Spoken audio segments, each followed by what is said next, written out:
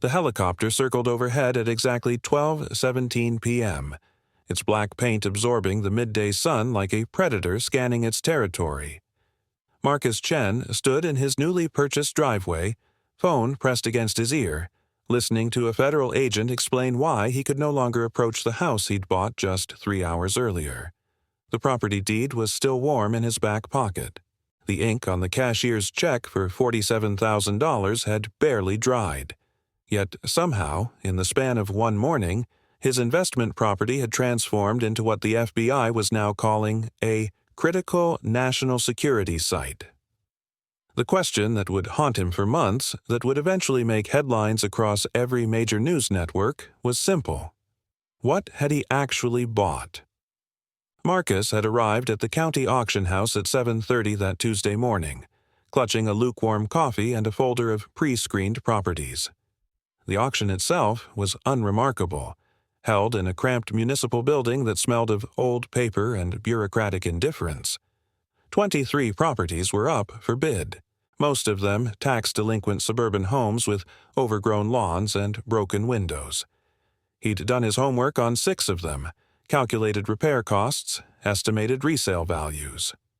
The property at 1409 Blackwood Lane wasn't even on his radar. It appeared on the auction list as a last-minute addition, described simply as residential structure, 2.3 acres, Greene County, needs work. No photos, no inspection reports, just an address and a minimum bid of $35,000. The auctioneer, a balding man with reading glasses perpetually sliding down his nose, moved through the lots with practiced efficiency.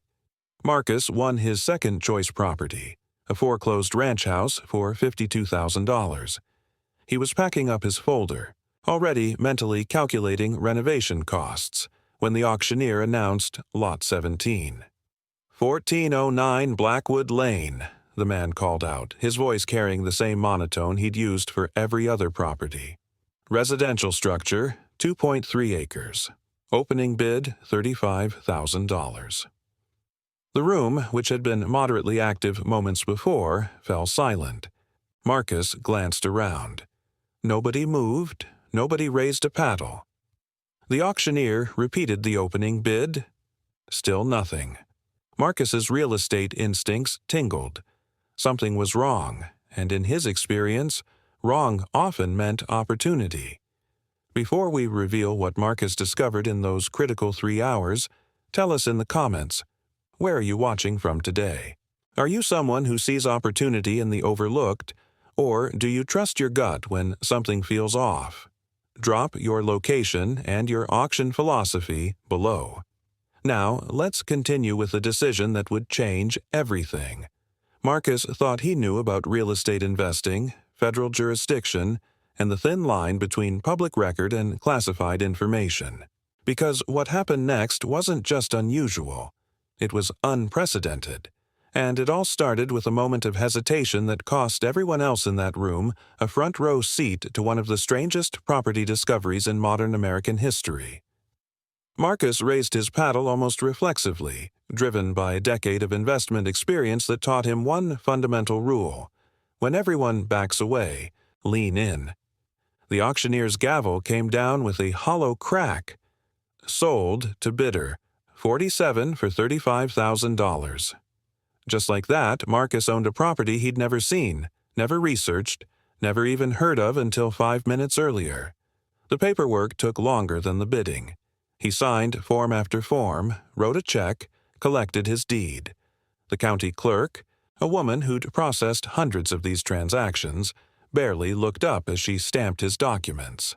No warnings, no red flags, no indication that he'd just purchased something that would bring the full weight of federal law enforcement to a quiet, rural county by lunchtime. Marcus drove out to Blackwood Lane immediately after the auction, his GPS guiding him through increasingly rural roads. The property sat 40 minutes from the county seat, tucked behind a wall of pine trees that made it invisible from the main road. A gravel driveway, barely visible and overgrown with weeds, marked the entrance. He turned in slowly, his sedan crunching over stones and dead branches. The trees opened into a clearing, and there it was. a two-story colonial-style house. White paint peeling in long strips, shutters hanging at odd angles. It looked abandoned, forgotten, exactly like the dozens of foreclosures and tax sales he'd purchased over the years. Marcus killed the engine and sat for a moment, surveying his $47,000 gamble. The afternoon sun filtered through the pines, casting long shadows across the overgrown lawn. Everything seemed normal. Everything seemed fine. He approached the front porch carefully, testing each wooden step before committing his full weight. The porch groaned, but held. The front door was locked, secured with a standard deadbolt that looked relatively new, which struck him as odd for an abandoned property. Marcus pulled out his phone and took photos, documenting the exterior condition for insurance purposes. That's when he noticed the power meter on the side of the house. It was running. Not slowly, like a phantom draw from old appliances, but actively running, the digital display showing current consumption. Someone was paying the electric bill on an abandoned house. Marcus felt that familiar tingle again, the investor's sixth sense that something wasn't adding up. He circled the property, camera ready, documenting everything. The backyard held more surprises.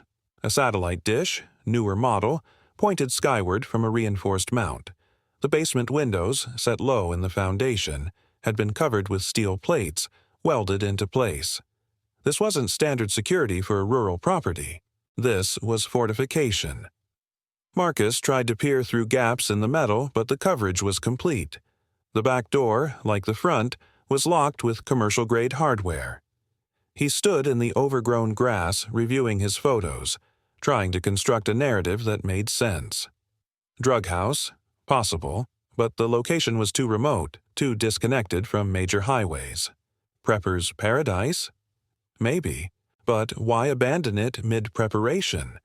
The pieces didn't fit any pattern he recognized from his decade of property investments. At 11:32 a.m., Marcus posted to his investment group's private forum.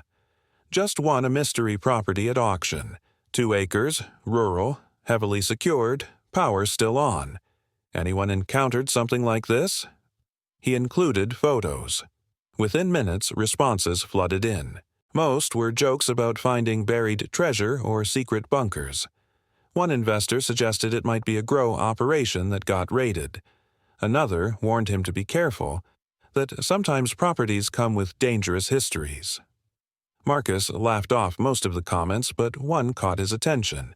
A member with military experience wrote, "Those security measures look federal. Check property history carefully. If something feels wrong, it probably is." Marcus was about to respond when his phone rang. Unknown number, local area code.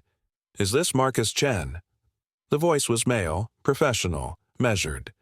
"This is Special Agent Williams with the Federal Bureau of Investigation. I understand you just purchased property at 1409 Blackwood Lane." Marcus's stomach dropped. His first thought was that he'd somehow bought stolen property, that the auction was fraudulent. "Yes, about 3 hours ago," he confirmed, trying to keep his voice steady. "Is there a problem with the sale?" Agent Williams paused, and in that pause, Marcus heard the background noise, multiple voices, radio chatter. "Mr. Chen, I need you to listen carefully. Do not, under any circumstances, enter that structure. Do not allow anyone else to enter. We have units en route to secure the location. This is a matter of national security. Do you understand?" Marcus looked at the house, innocent and decrepit in the afternoon sun, and felt the ground shift beneath everything he thought he knew. Marcus's journey to that Tuesday morning auction began 6 months earlier, in the cramped office of a financial advisor who delivered news that would reshape his entire investment strategy. His tech startup portfolio, once valued at $300,000, had collapsed in a market correction that wiped out 2 years of aggressive growth. The advisor, a man named Kenneth who wore expensive suits and cheaper advice, suggested Marcus diversify into tangible assets. Real estate, Kenneth explained with the confidence of someone who'd never actually rehabbed a property, was recession-proof and inflation-protected. Marcus, staring at portfolio statements that showed a 67% loss, decided he had nothing to lose except more money in the market. He spent that evening researching property investment, falling down a rabbit hole of house-flipping shows, auction strategies, and forums where investors shared war stories about their biggest wins and most painful losses. The learning curve was steep but exhilarating. Marcus discovered that Greene County, a rural area 2 hours from his city apartment, held tax auctions every quarter. Properties sold for fractions of assessed value, often requiring just basic repairs before resale. He attended his first auction in March, terrified and overprepared, with a binder of research that would have impressed a doctoral committee. He bid on nothing that day, content to observe, to understand the rhythm and psychology of the room. The second auction in June, he bought a small ranch house for $48,000, invested $12,000 in repairs, and sold it 6 weeks later for $83,000.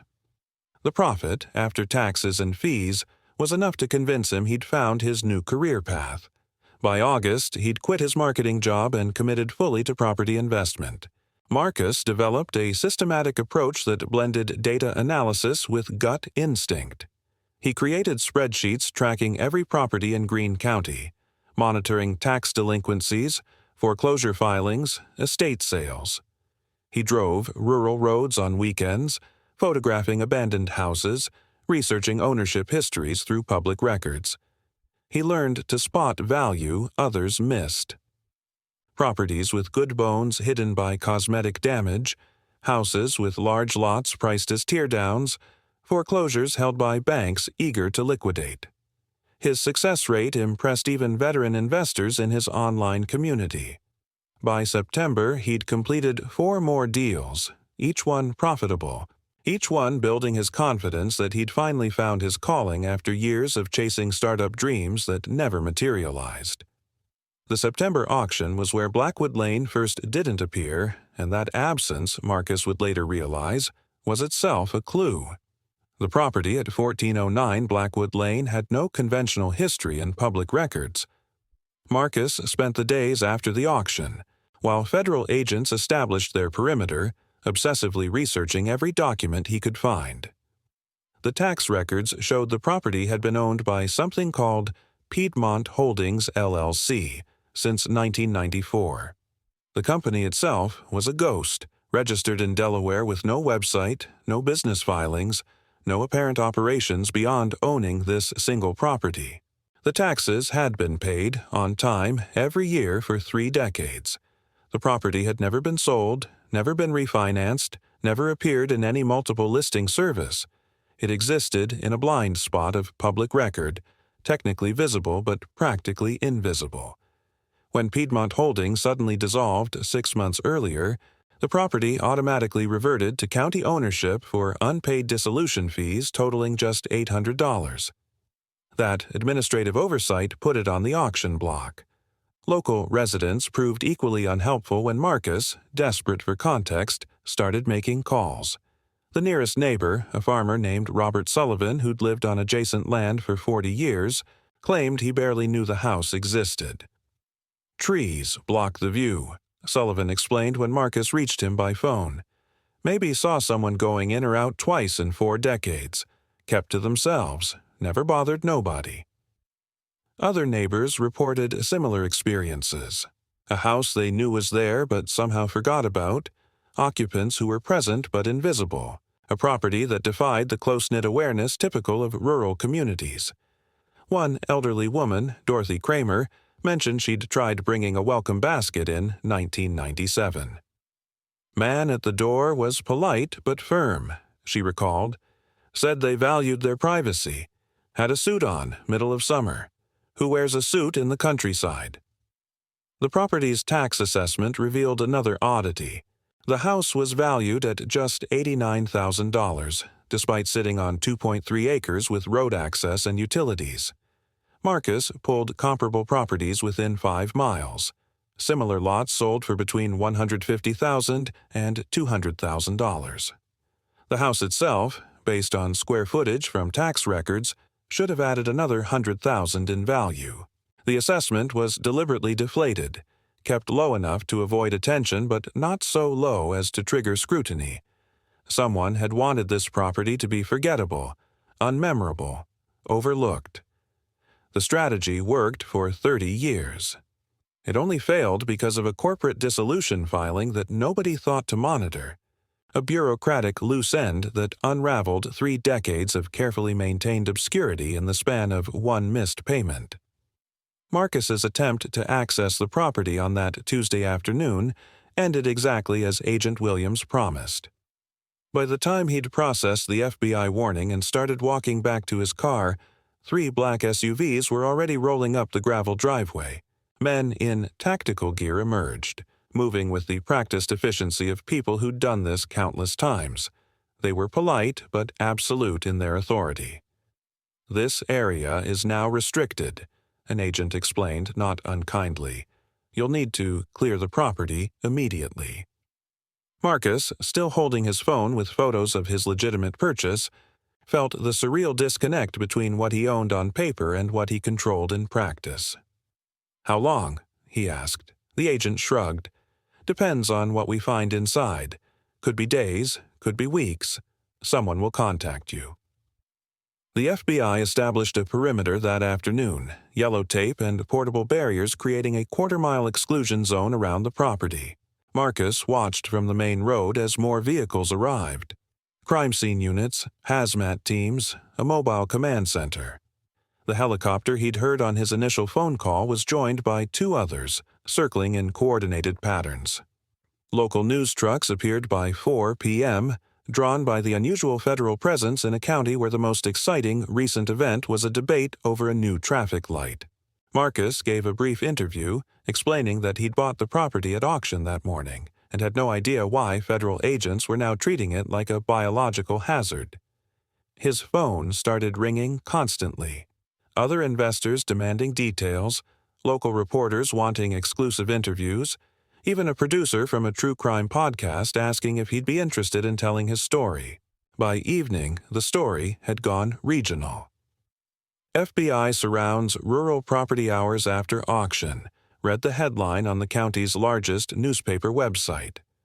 Marcus's purchase price was public record, so everyone now knew he'd paid $47,000 for a property currently surrounded by what estimators calculated was several million dollars worth of federal resources.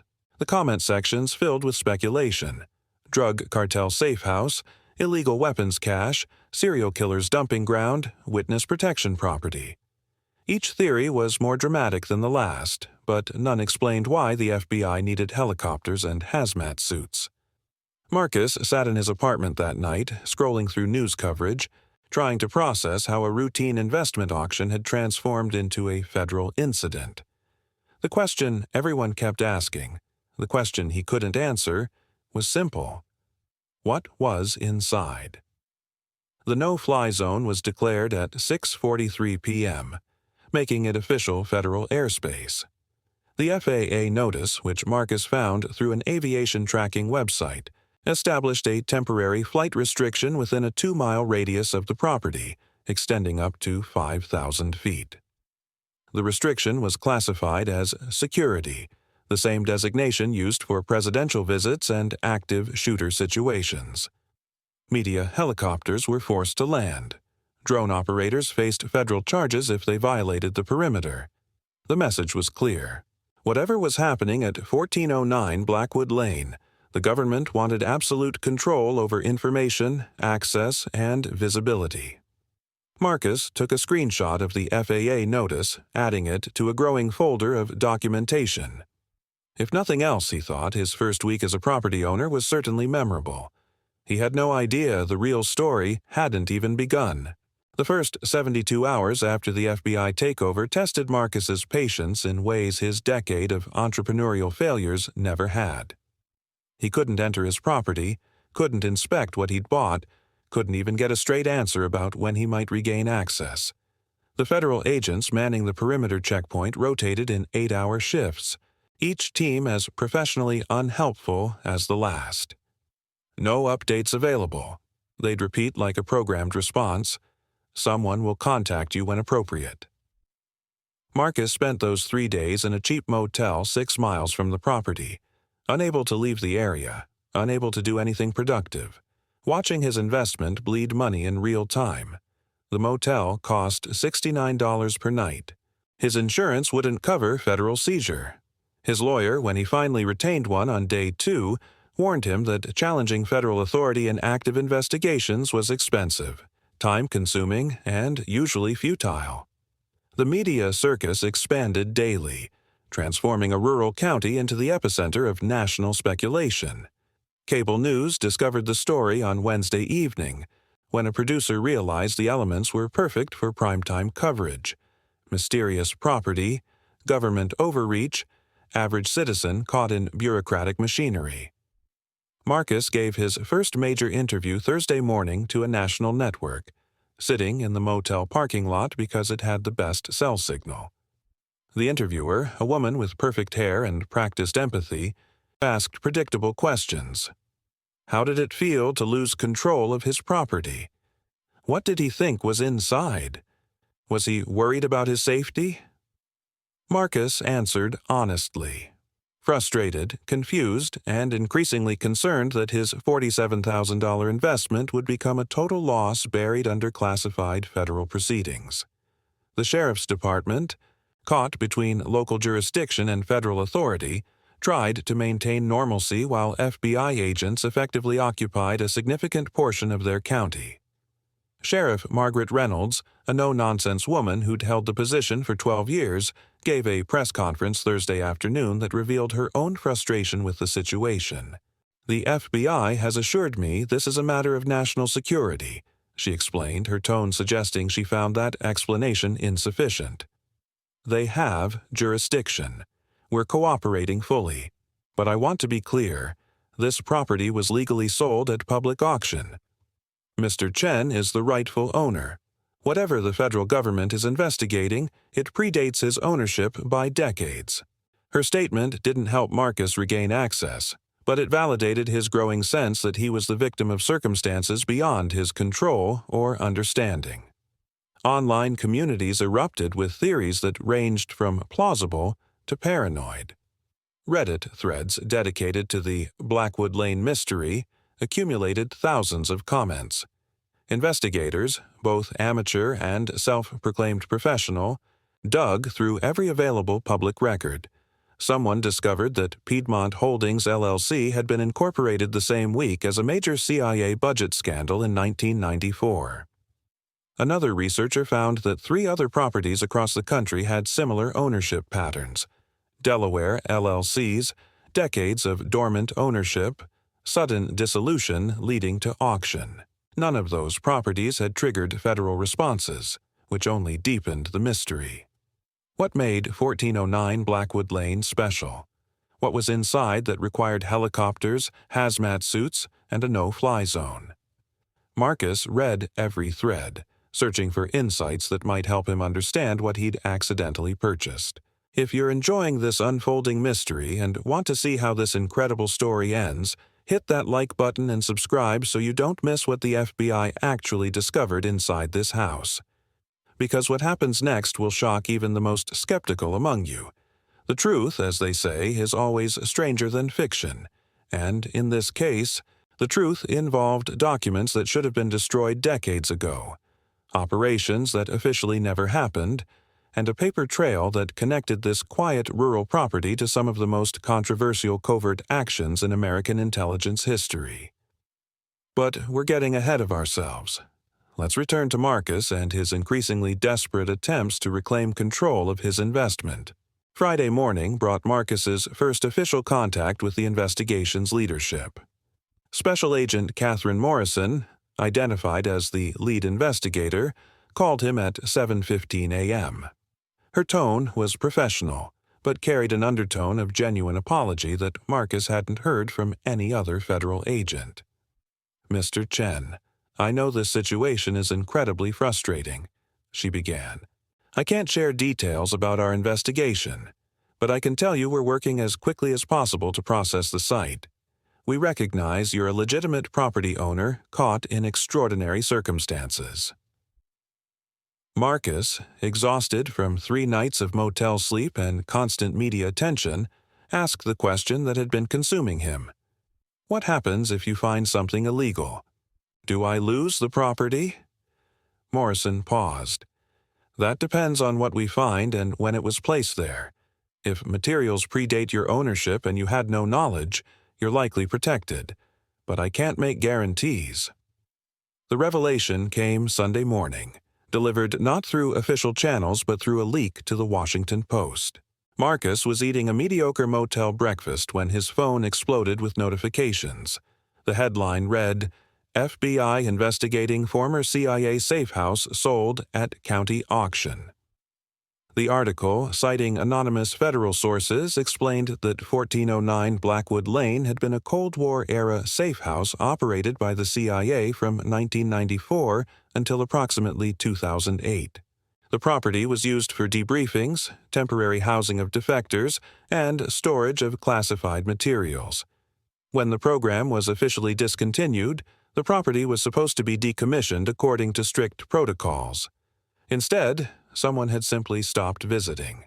The utilities stayed on. The security systems remained active.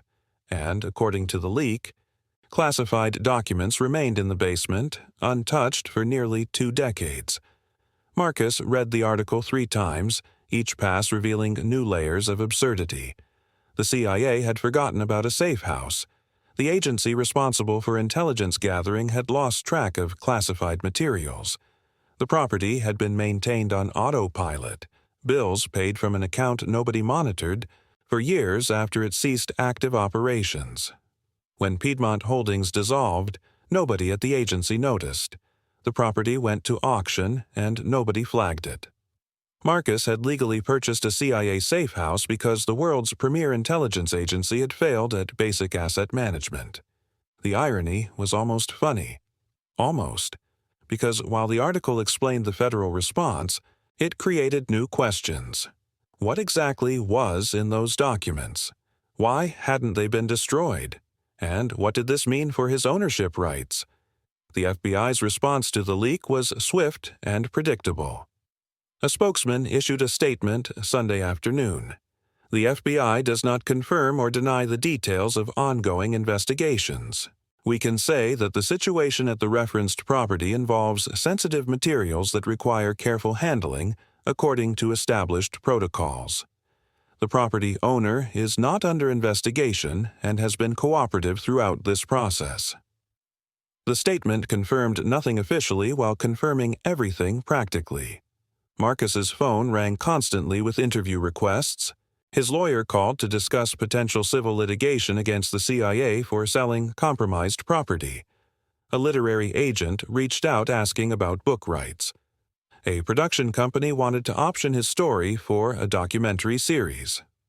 Marcus, sitting in his motel room, realized his $47,000 investment was transforming into something far more valuable and far more complicated than a simple house flip. The property remained sealed Sunday night when Marcus drove out to the perimeter one last time before returning to his apartment. The FBI presence had actually increased after the leak, with additional security preventing anyone from approaching within 500 yards. Marcus stood at the checkpoint, looking down the tree-lined driveway toward a house he owned but couldn't access, containing secrets he'd never sought but now possessed. The agent at the checkpoint, a younger man than previous shifts, struck up an unexpected conversation. "Crazy situation," he offered sympathetically. "For what it's worth, we're almost done processing. Maybe a few more days." Marcus thanked him and turned to leave. As he walked back to his car, he heard the agent add quietly, "Just between us. What they're finding in there is going to rewrite some history books." Marcus stopped, turned back, but the agent had already returned to his stoic professional demeanor. Conversation over. The call came Tuesday morning, 9 days after Marcus had won the auction that changed everything. Special Agent Morrison's voice carried a mixture of relief and residual tension when she delivered the news. "We've completed our primary investigation. You can access the property starting tomorrow at 9 a.m. We'll have an agent present to brief you on what we've removed and what remains." Marcus, who'd returned to his apartment but barely slept since the Washington Post article, felt a surge of emotions he couldn't quite categorize. Relief that the seizure was ending. Anxiety about what he'd find. Curiosity about what secrets had been deemed important enough to require 9 days of federal investigation. He confirmed the meeting time, hung up, and immediately called his lawyer, his insurance agent, and a contractor he trusted. Whatever state the house was in, he needed professionals ready to assess, document, and repair. Wednesday morning arrived with the kind of crisp autumn weather that makes rural America look like a postcard. Marcus drove to Blackwood Lane for the first time in over a week, finding the perimeter barriers removed, the yellow tape gone, the FBI presence reduced to a single vehicle parked in the driveway.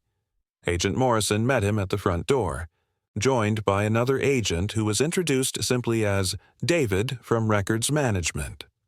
They looked tired in the way people look after pulling multiple consecutive all-nighters on high-stakes projects. Morrison held a clipboard with what appeared to be an extensive inventory list. "Before we go inside," she began, "I need you to understand what you're about to see.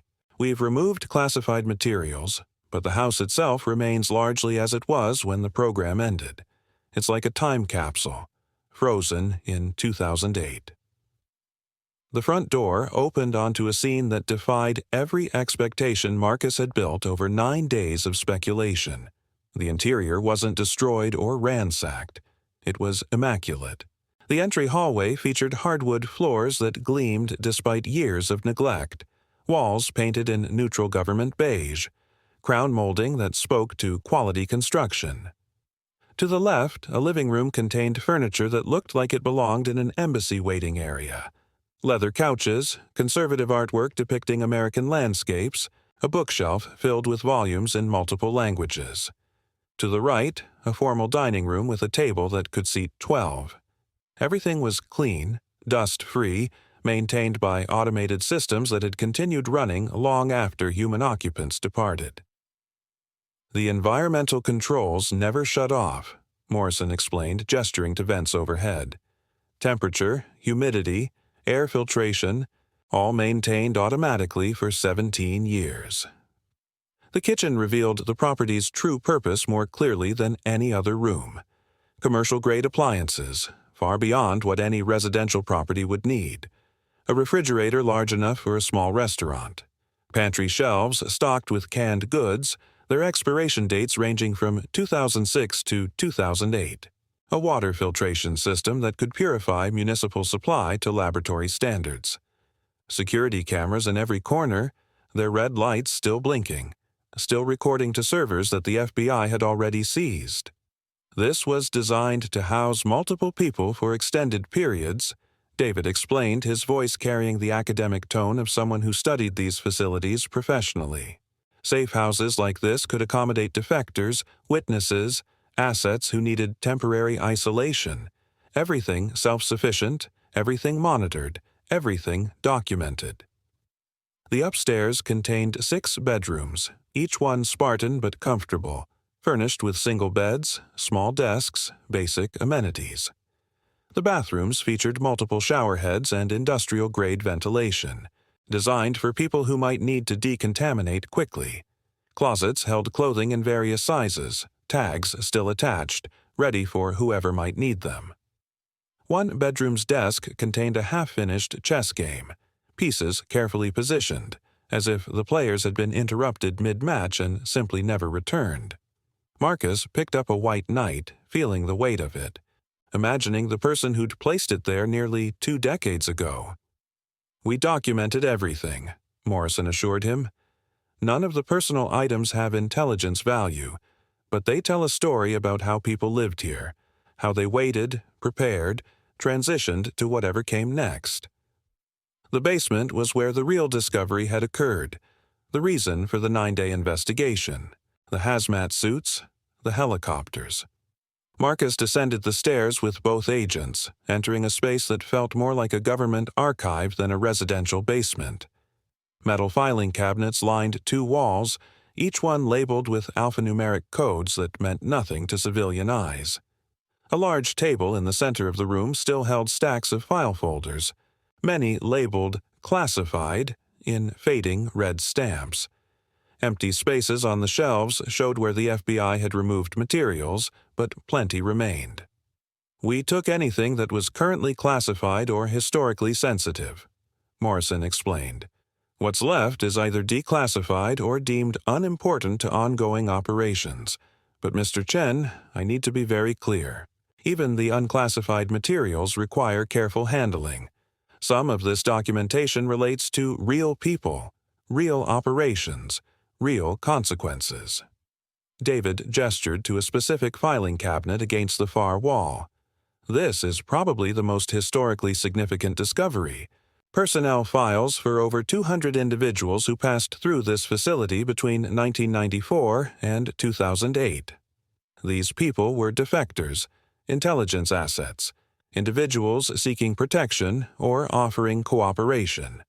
Most of them eventually integrated into American society under new identities. Some returned to their countries of origin. A few died here, from natural causes or complications from their previous lives. These files document their intake, their debriefing, their transition. They're invaluable for historians, researchers, anyone studying this period of intelligence work. And, legally, they're now yours." Marcus stared at the cabinet, processing the magnitude of what he'd accidentally acquired. He owned not just a house, but a historical archive, a collection of stories that documented one of the most secretive aspects of American intelligence operations. The most unsettling discovery was the office on the basement's far end, separated from the main archive by a heavy door that the FBI had forced open. Inside, a workspace that had clearly belonged to the facility's last handler or coordinator. The desk held a computer, outdated but still functional, its hard drive already seized by federal agents. A calendar on the wall showed October 2008, with several dates circled in red marker. Notes were pinned to a bulletin board, mundane reminders like review supply inventory and schedule maintenance. A coffee mug sat on the desk, dried residue at the bottom suggesting its last use had been interrupted mid-sip. "This person just left one day," Morrison said quietly. "The program was officially discontinued, everyone was supposed to be transferred or relocated, and somehow this property fell through the cracks. Whoever was responsible for final decommissioning either forgot or deliberately walked away."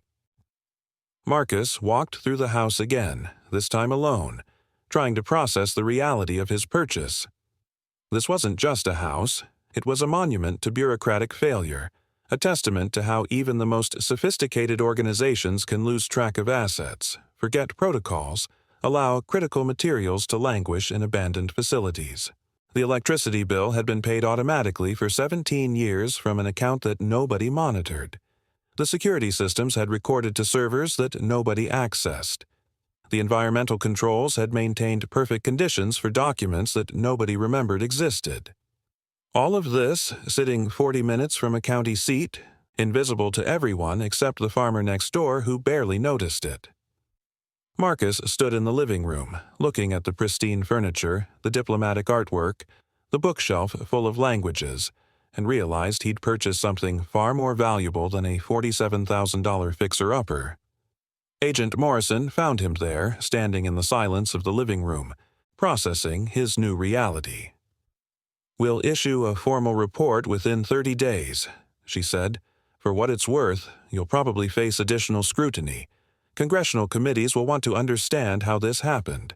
Historians will want access to those archives. Intelligence community will want to ensure nothing compromising remains. But legally, this is your property now. The documents in the basement, except what we removed, are yours. The story is yours. How you choose to handle it is your decision." She handed him a business card with her direct number. "If you need anything, if you have questions, if anyone harasses you about this, call me immediately. You got caught in something you never asked for. The least we can do is help you navigate it." With that, the FBI presence ended, leaving Marcus alone in his CIA safe house, surrounded by secrets. The sun was setting when Marcus finally locked the front door and walked back to his car. He'd spent hours documenting every room, photographing everything the FBI left behind, trying to develop a plan for what to do next. The house needed minimal repairs, surprisingly. The archives in the basement were a responsibility he hadn't prepared for. The media attention would continue, probably intensify once historians started requesting access. His simple house-flipping strategy had evolved into something far more complex. As he drove away, Marcus glanced in the rearview mirror at 1409 Blackwood Lane, silhouetted against the autumn sunset. He'd bought it 9 days ago for $47,000. He had no idea what it was worth now, but he knew with absolute certainty that his life as a real estate investor would never be simple again. The question now wasn't what he'd found, but what he'd do with it. The decision about what to do with the safe house consumed Marcus for the next 3 weeks. He couldn't simply renovate and flip it like his previous properties. The basement archives represented historical value that extended far beyond real estate speculation. He consulted with 3 different attorneys, each offering contradictory advice. One suggested donating everything to the National Archives, ensuring preservation while avoiding liability. Another recommended selling the entire property and its contents to a private collector or institution, potentially earning hundreds of thousands of dollars. The third, most cautiously, warned that any commercialization of intelligence materials, even declassified ones, could trigger legal challenges from federal agencies seeking to recover what they considered government property. Marcus spent sleepless nights weighing these options, scrolling through the personnel files he'd photographed, reading stories that deserved to be remembered but were never meant to be public. The first historian arrived on a Thursday afternoon, having driven 7 hours from Georgetown University after reading about the discovery. Dr. Sarah Chen, no relation to Marcus despite the shared surname, specialized in Cold War intelligence history. She carried credentials from 3 different government agencies authorizing her to handle declassified materials. Marcus met her at the property, still nervous about allowing anyone access to the archives. Dr. Chen's reaction upon entering the basement was immediate and visceral. "My God," she whispered, running her fingers along the filing cabinet labels. "This is unprecedented. Most safehouse records were destroyed or remain classified. This is a complete operational archive, just sitting here." She pulled a file at random, reading the intake documentation for a Romanian scientist who'd defected in 1996. These stories need to be preserved, studied, understood. This is living history. Over the following week, Dr. Chen brought a team of graduate students to conduct a preliminary survey of the archives. They worked methodically, documenting every file, creating a database of contents, identifying materials of historical significance. The personnel files revealed patterns that official histories had obscured. The safe house had processed not just high-value defectors but also failed assets, people whose intelligence proved worthless or fabricated. One file documented a man who claimed to be a Soviet military officer but turned out to be a taxi driver from Kiev with an active imagination and desperate circumstances. Another described a Chinese scientist who provided legitimate intelligence but struggled so severely with cultural adjustment that he attempted suicide twice during his 3-month stay. These weren't the glamorous spy stories popular culture celebrated. These were complicated, messy, deeply human accounts of people caught between worlds. The media attention intensified when Dr. Chen published a preliminary analysis in a national security journal, describing the archive's historical value without revealing specific details. News networks revisited the story, this time focusing on the contents rather than the FBI investigation. Marcus gave carefully controlled interviews, emphasizing his role as accidental custodian rather than owner exploiting a windfall. He established guidelines for researcher access, credentialed historians only, no photographing of documents without permission, mandatory non-disclosure agreements protecting individuals still living. The response was overwhelming. Within 2 weeks, 17 different universities and research institutions requested access. 2 documentary filmmakers wanted to tell the archive's story. A museum in Washington offered to create a permanent exhibit if Marcus would loan selected materials.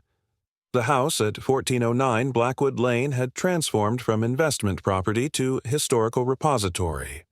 The financial implications were as complicated as the historical ones. Marcus's initial $47,000 purchase had generated expenses exceeding $30,000 in just 3 weeks. Legal fees, security upgrades, insurance premiums, researcher accommodations. His original plan to flip the property quickly and profitably had evaporated.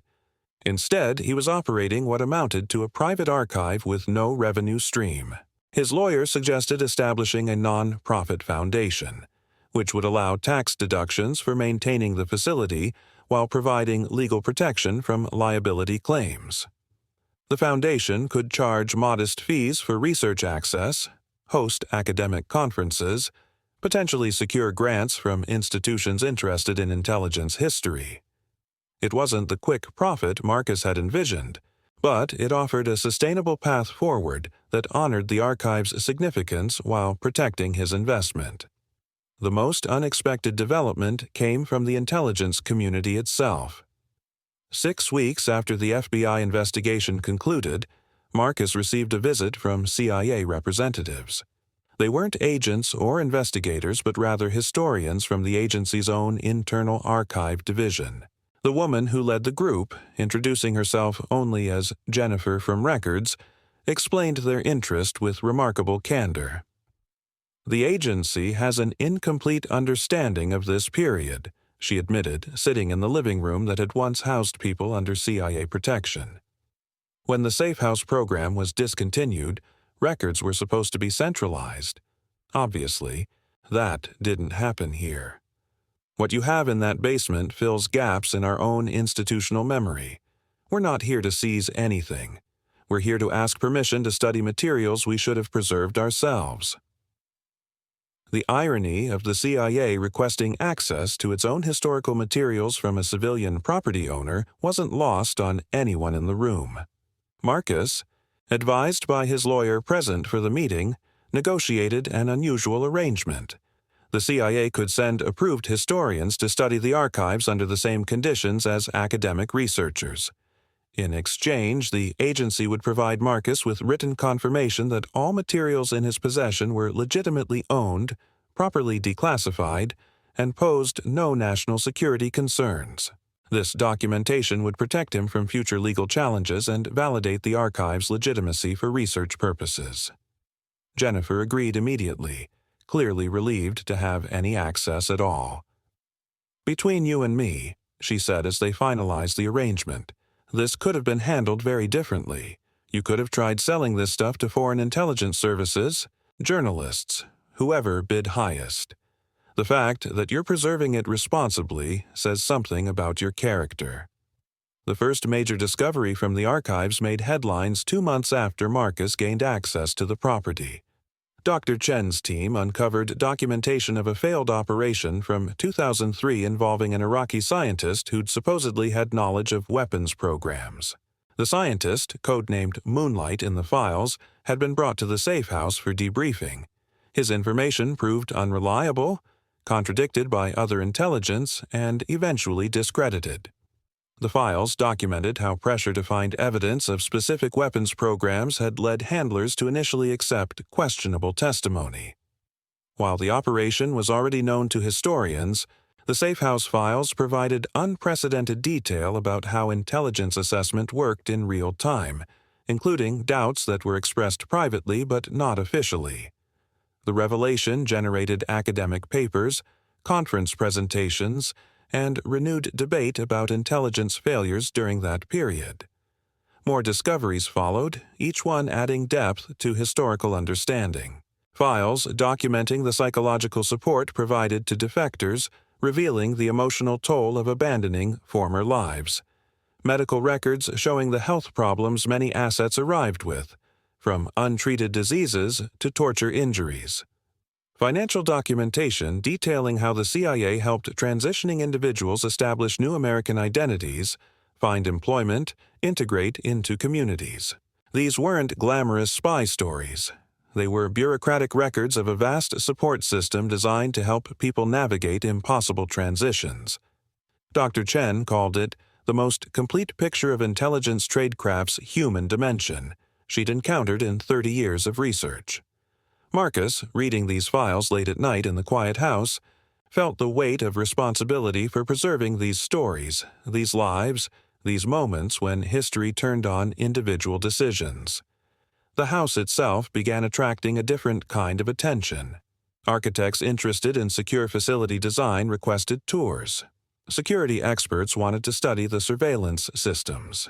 The automated environmental controls fascinated engineers working on smart home technology. What had been designed for covert intelligence purposes had applications in legitimate fields. Marcus found himself hosting professionals from diverse industries, all fascinated by different aspects of the property's design. One architect noted the careful balance between fortress-like security and comfortable living spaces, explaining how the design psychology attempted to make protective custody feel less like imprisonment. A technology consultant marveled at backup systems from 2008 that were still functioning perfectly, suggesting the CIA had specified industrial-grade equipment that dramatically exceeded residential standards. The house was becoming a case study in multiple disciplines. By December, 3 months after the auction, Marcus had transformed from real estate investor to archive administrator. The nonprofit foundation was established, with Dr. Chen serving as academic director. A small grant from a historical preservation society covered basic operating costs. 5 researchers had completed preliminary studies, with 2 doctoral dissertations in progress. The CIA had sent 3 separate teams to review materials, each time leaving with better understanding of their own institutional history. Marcus hired a part-time archivist to manage access requests and maintain documentation standards. The house at 1409 Blackwood Lane had found its purpose, not as a renovated flip for quick profit, but as a preservation site for stories that deserved to be remembered. Marcus's $47,000 gamble had become something far more valuable than money. It had become history itself, accessible and preserved for generations who would study this peculiar chapter of American intelligence operations. The most haunting file Marcus encountered sat in Cabinet 7, Drawer 3, labeled simply Asset 229, Permanent Resident. Inside, the story of Elena Volkov unfolded through bureaucratic documentation that couldn't quite contain the human tragedy beneath. Elena had arrived at the safe house in March 1997, a mathematician from Moscow who'd provided valuable intelligence about Soviet-era cryptography systems. Her debriefing lasted 6 weeks, during which she provided information that significantly advanced American code-breaking capabilities. The files documented her transition to permanent American residency, her job placement at a technology company in Seattle, even copies of letters she'd written to handlers expressing gratitude for her new life. Then, abruptly, a final document dated November 1998, notification that Elena Volkov had died by suicide in her Seattle apartment, leaving a note that said simply, "I don't belong anywhere anymore." The file contained no follow-up, no investigation, no acknowledgement beyond the stark fact of her death. Marcus brought Elena's file to Dr. Chen during one of her research visits, needing to discuss it with someone who understood the weight of these stories. Dr. Chen read through the materials slowly, her expression growing somber. "This is the part of intelligence work nobody wants to talk about," she explained. "Defectors often suffer severe psychological trauma. They've abandoned everything familiar: family, language, culture, identity. Even when they wanted to defect, even when they're grateful for safety, the isolation can be overwhelming. The CIA provided support during transition, but once assets were relocated, they were essentially on their own. Some thrived. Others, like Elena, couldn't bridge the gap between who they were and who they had to become. She photographed the file carefully, adding it to materials for a paper she was writing about the psychological costs of intelligence cooperation. Elena's story would be told, anonymously but truthfully, her tragedy serving as testimony to the hidden human costs of Cold War intelligence operations. Other files revealed more hopeful outcomes. Asset 167, identified in the documentation as Dmitry Petrov, arrived at the safe house in November 2001, a Russian energy sector official with detailed knowledge of corruption networks. His debriefing provided insights that influenced U.S. policy toward Russian oil interests for years. Unlike Elena, Dmitry's transition was meticulously documented as successful. He completed English classes, obtained professional certifications, eventually started a consulting firm in Houston. The files included periodic check-ins for 5 years, each one documenting his growing integration into American life. A final note from June 2006 reported that Dmitry had become a naturalized citizen, married an American woman, and specifically requested that the CIA close his file because he no longer needed support. His success story offered counterbalance to Elena's tragedy, proof that the system could work when circumstances aligned properly. The children's files were hardest to read. Several defectors had brought families, including young children who had no say in their parents' decisions. Asset 198 was a Chinese engineer whose 10-year-old daughter lived at the safe house for 2 months, while arrangements were made for their permanent relocation. The girl's file included drawings she'd made during her stay, colorful pictures of houses and families that stood in stark contrast to the clinical documentation surrounding them. A handler had written marginal notes, subject experiencing significant adjustment difficulties, refuses English instruction, nightmares reported 3 times weekly. Another note, weeks later, breakthrough today. Subject asked handler to teach her American games. First genuine smile observed. These small moments of human connection, documented in government files, revealed the individuals behind the intelligence operations, the real lives disrupted and rebuilt through processes designed to be invisible. One file contained an unexpected treasure, a collection of recipes handwritten by various assets during their stays. Apparently someone, perhaps a handler or cook, had maintained a notebook where people shared dishes from their home countries. There were Russian borscht recipes, Chinese dumplings, Romanian sarmal, Iraqi dolma. Each recipe included the contributor's codename and date. Some had notes. "This is how my mother made it," or "traditional for celebrations." Dr. Chen's team initially dismissed the cookbook as irrelevant to their research until Marcus pointed out its significance. "This is how they maintained identity," he explained. "They couldn't go home, couldn't contact family, couldn't be who they were publicly. But they could write down their mother's recipes. They could teach American handlers how to make the foods that reminded them of home. This is preservation of self in the only way available." The cookbook became a central artifact in Dr. Chen's work, featured prominently in her papers about identity maintenance during covert transitions. The safehouse guest log, discovered in a desk drawer, provided the most comprehensive overview of the facility's operations. From April 1994 through August 2008, 237 individuals had stayed at 1409 Blackwood Lane. The shortest stay was 3 days, the longest 14 months. The log recorded arrival dates, departure dates, and single-word descriptors: debriefed, relocated, returned, deceased. 8 entries were marked returned, indicating assets who'd changed their minds and gone back to their countries of origin despite risks. 3 were marked deceased, including Elena.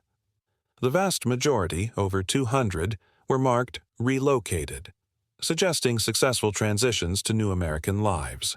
These people were now citizens, residents, contributors to communities across the country. They'd started businesses, raised families, built lives that their neighbors probably never knew began in a CIA safe house in rural America.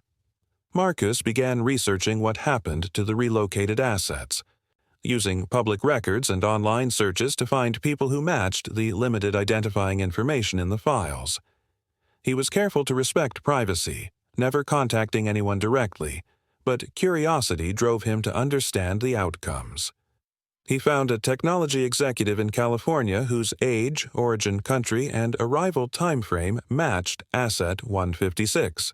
A professor at a Florida university fit the profile of Asset 189. A restaurant owner in Texas could have been Asset 203. These potential matches weren't confirmation, but they suggested that many of the people who'd passed through the safe house had indeed built successful lives. They were hiding in plain sight, their extraordinary pasts concealed beneath ordinary American identities. The safe house had been their bridge between worlds, the place where they transformed from assets into immigrants, from sources into citizens. The media requests for information about specific individuals became ethically challenging. Journalists wanted human interest stories, faces, and names to make the archive's contents tangible to general audiences. Marcus and Dr. Chen developed strict policies: no identification of living individuals without their explicit consent, no publication of information that could lead to identification of assets or their families. This frustrated some reporters who saw the archive as a goldmine of unexplored stories. One particularly aggressive journalist accused Marcus of hiding history for profit, suggesting he was waiting to write his own book and didn't want competition. The accusation stung because it was partially true. Marcus was considering a book, but his primary motivation was protecting people who'd trusted American intelligence agencies with their lives and identities. They deserved privacy unless they chose to come forward themselves. That choice came in January, 6 months after Marcus bought the property. A man named Victor Novak contacted the foundation after reading about the archive in a historical journal. Victor had been Asset 178, arriving at the safe house in 2004 from Ukraine. He'd seen his file mentioned in Dr. Chen's preliminary research and wanted to share his story publicly. Marcus and Dr. Chen met him at a restaurant near Washington, D.C., both nervous about this unprecedented situation. Victor, now 73 years old, arrived with his adult daughter and 3 grandchildren. "I spent my whole life hiding who I was," he explained in accented English. "Now I'm old. My family knows the truth. I want people to understand what America gave me. That house, your house now, saved my life. I want to help tell that story." His willingness to speak publicly opened a door that would transform how the archive was understood. Victor's testimony, recorded over 3 days, provided the first detailed first-person account of life inside a CIA safe house. He described the arrival process: the long car ride with windows covered, handlers who were professional but not unkind, the disorientation of entering a world where everything was monitored and nothing was quite real. He remembered the chess game in the upstairs bedroom.